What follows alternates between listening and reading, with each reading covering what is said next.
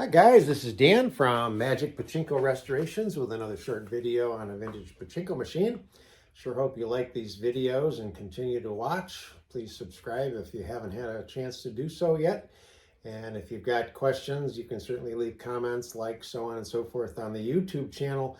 However, if you really have serious questions or need to talk to me, then go to the website, magicpachinkorestorations.com. Use the contact me page. And just leave me some sort of a note. Give me your email. Please give me your phone number. I will call you. It's much easier to talk rather than trying to text back and forth or do things through email. Because I'll always have some specific questions that I'm going to want to ask you so that I can help you figure out the questions you need to ask me. So this is a 1975 Nishijin Model Model B. That we did a full restoration on. Came up from Pennsylvania. So everything gets touched when you do a full restoration. Everything gets taken off, all the nails, rails, so on and so forth. I'm going to show you some before pictures in just a second here. And you'll get an idea of what the machine actually looked like prior to me starting to work on it. Oops, hang on one second. This is the machine as it looked when it first arrived in the shop.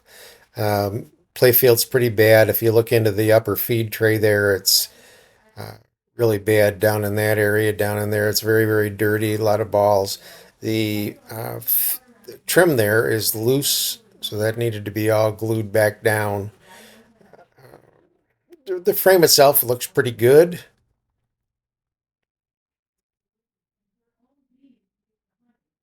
This is a close-up of the Playfield. The colors here of the ducks wasn't bad. The blue down near the bottom wasn't all that bad either. The blue at the top was about gone. And you can see a lot of discoloration of the original white vinyl.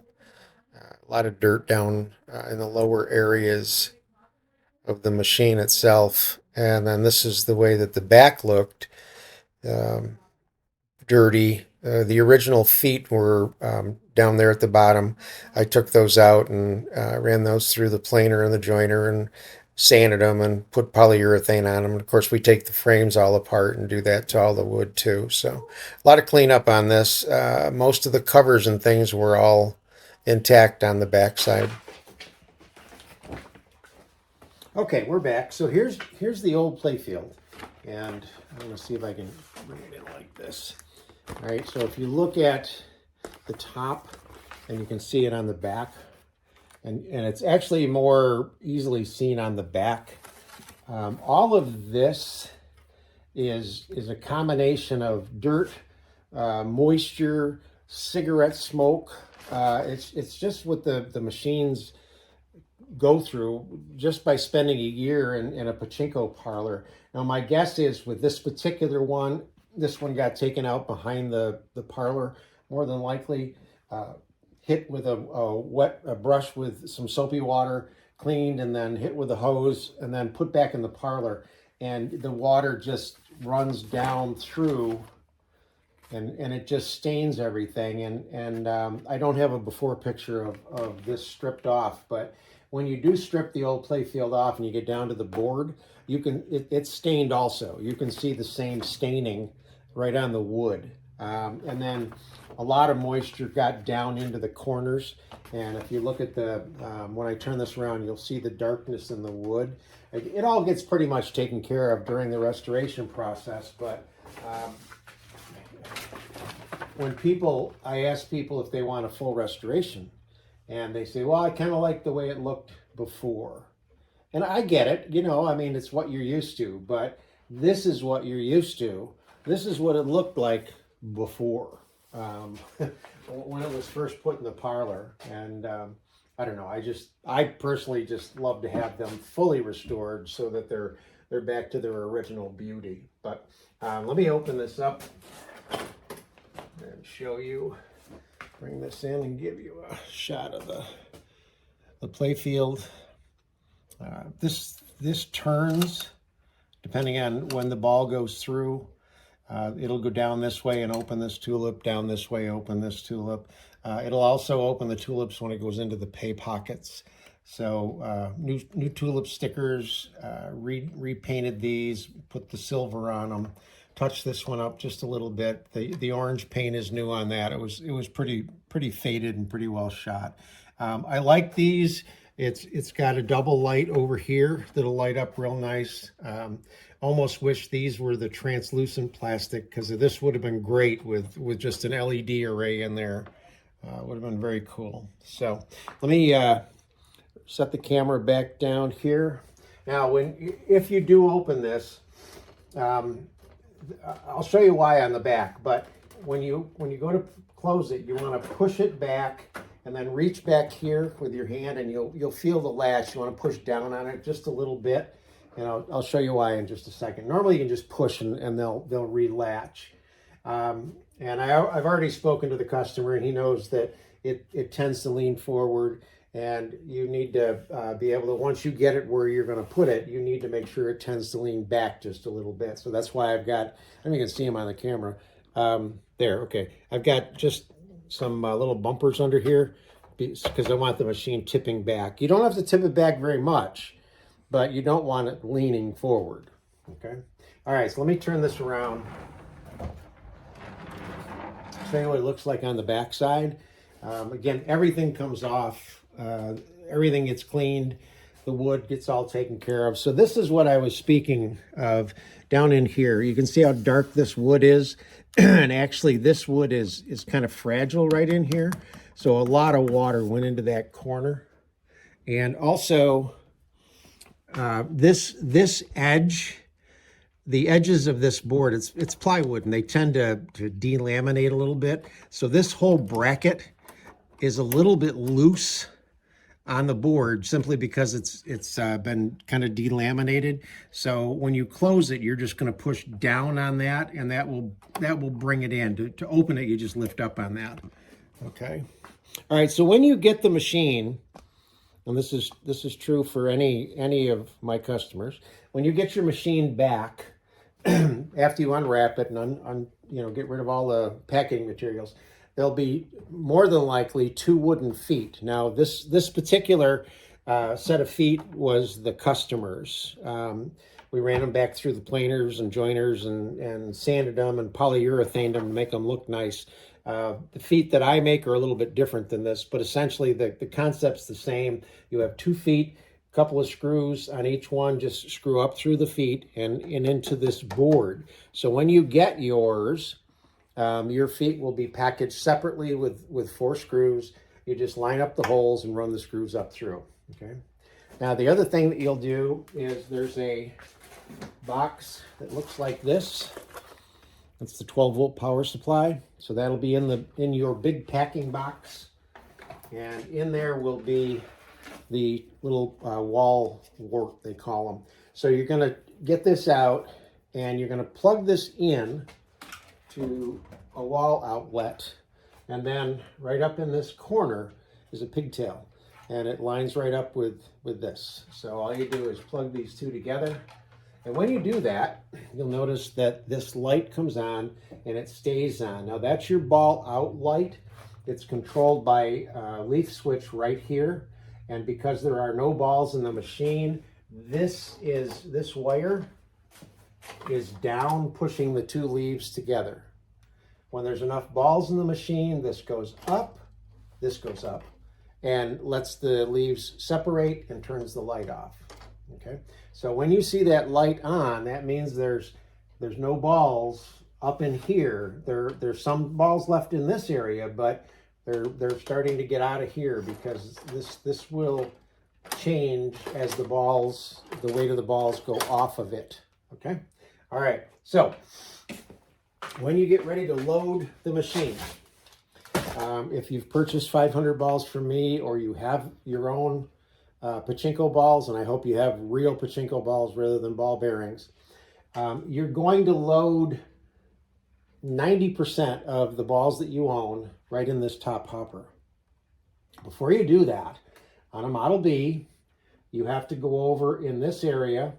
Now, this is a Nishijin, obviously, but in this area on any other Model B style machine is the same sort of setup. And it's called the ball dump latch. And on a Nishijin, it's right here. And I've marked it with red magic marker so that it's a little more easily seen. And it may be like that when you get your machine. It just may jostle around during shipping. You need to take this red and make sure they are latched together. Very important. If it's like this, when the balls come around, they're going to drop down this chute and go all over the floor, and you don't want that. So you want to push this over, and then when you take a handful of balls, they're going to run across and go right into the jackpot chamber, and there'll be 7 balls on this side and 7 balls on this side. So that's the first thing you want to do after you latch this, is just put a handful in, make sure they run into the jackpot. Now, once you know they've run into the jackpot, then you can go ahead and either pour them in or put bigger handfuls, however you want to do it.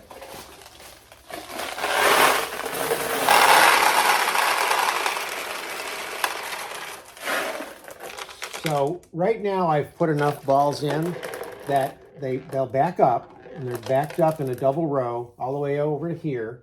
The weight has pushed this down, and it's let this separate. So your ball outlight isn't on anymore. This tray is still empty. So again, just put everything, just about everything you got, save a handful. That's all you need to start playing. So this is full. This is called your upper hopper. This is the upper feed chute. It's a double row of pachinko balls. They go into what's called the turnaround, and they run in the opposite direction, again in a double run, and then they go some on this side, some on that side, and then they stop right here. So right now there's 7 balls here, 7 balls here. When this opens, those are the 14 balls that are going to come out as what you win. The other thing that you want to make sure of before you start to play is that your seesaw is set in the correct position.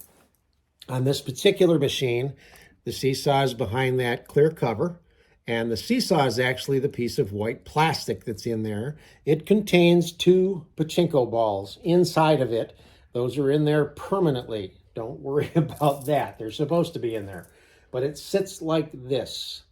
If it's sitting like this, down here, there's a little red arrow. There's a little rod, a little push rod. You simply push up, and it will bring the seesaw up like this. So make sure this is latched, fill it up with balls, make sure this is pushed up. Now you're ready to play. While I've got the machine backwards like this, I'm going to show you what happens when you get a win. From here up, there are pachinko balls, loaded, ready to go. From here down, there are no balls visible at all, unless you happen to have a clear seesaw, and then you can see the balls inside, but those stay there. There should be no balls in any of these areas, and this is right here. Right here is the jackpot arm, and that should be at the top. Not down here at the bottom. You shouldn't see any balls down in this area. This is the paper clip. There should be just no balls in that area, okay? So you know that that's okay. So when a winning ball comes in, it doesn't matter how it gets in there. They all end up in the same place. Whether it goes into a tulip pay pocket doesn't really make any difference. They all end up on this surface right here, which runs all the way across. It's like a ramp. And the seesaw sits like this. The balls come down, and they roll right into the end of the seesaw. The weight of that ball tips the seesaw. The ball rolls out. Sorry if this is making you dizzy. The balls roll out. It lands on the end of the jackpot arm, and the weight of that ball pushes the jackpot arm all the way to the bottom. It's then momentarily held in place by the paper clip. Now, when this gets all the way to the bottom, it's connected up here to this, and it will open the jackpot.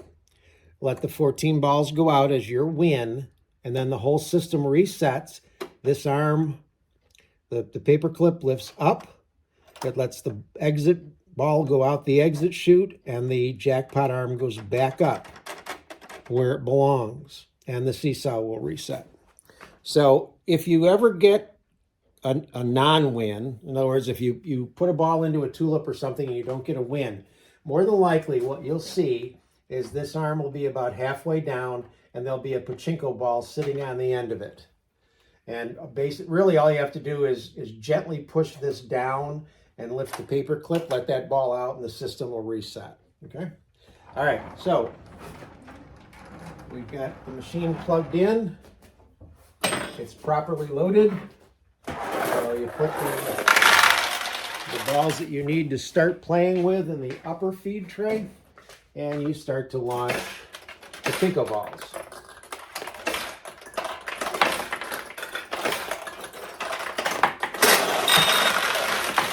So we got to win by putting a ball in there. You also need something to catch the balls as they fall out of the machine. The losing balls fall out of the machine. So anything will do. I just use like this plastic shoebox or whatever you want to call it. Okay. So let's see if we can get a win over here.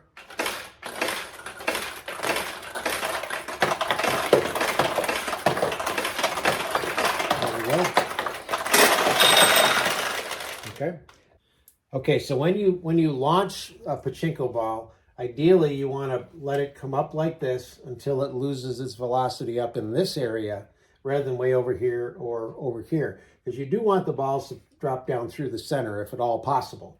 So if we drop a ball down the center, if it goes straight down, it will open this tulip. If it goes down and on the left side,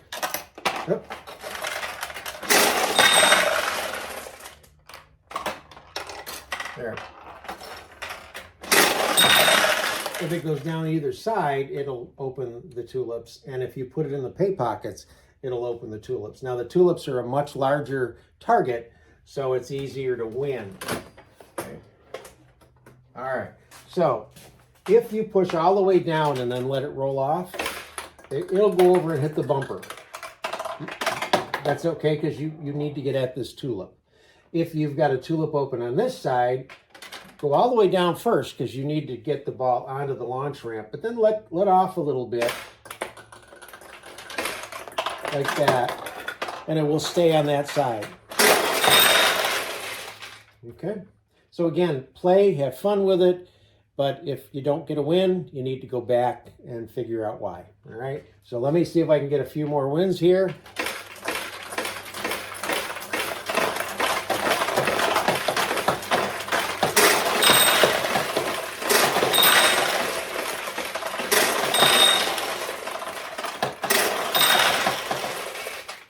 So that's the 1975 Nishijin Model B. Hope you like it.